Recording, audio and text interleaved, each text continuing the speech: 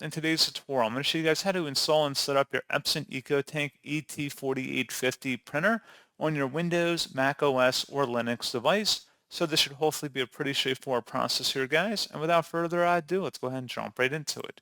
So all you have to do is open up a web browser, and into Google, you want to search for Epson EcoTank ET-4850 support. Go ahead and search for that. Best result should come back with an Epson support page. This is Epson ET-4850. Go ahead and open up that link. And now you want to just scroll down and select your operating system from the drop-down, whether it's Windows, Mac OS, or Linux, and then select Go.